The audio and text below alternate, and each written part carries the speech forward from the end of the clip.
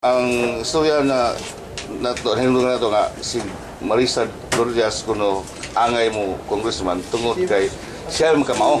I don't know. I don't know nga makamao sa kung siya ka-hold oposisyon nga sa gobyerno. Siya kuno makamao pansa balaod. Nakoy ko na maon ko na ilang kuan ilang statement. Pero kita nagkubutan posisyon tanan mayo ang atong performance. So unsa may imong primerong buhat og mag-congressman ka. Mag-congressman naman jud ka.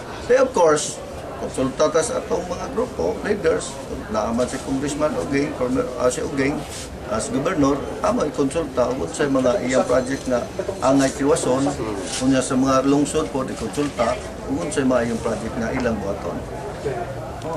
Like atong gibuhat sa lungsod sa Masin, paningkamot na mo syudad. Lambo. Karon pag diha ta sa Kapitolyo, na maayo na to pag-manage, tingnan na nindot ang probinsya. Ang usa nga witness anak nga may kugmayong probinsya, kaning tanang mayor ning ko anak ko ng suporta because nakita nila nga to pag-manage. So, kaya di pa ta maayo pag-manage siguro, I don't know, lang po ko manghambog. Watak-watak me. Ha? Ano na ang tanan karong mga medyo ingnon ta mga kandidato gusto mag-filter kay administrasyon.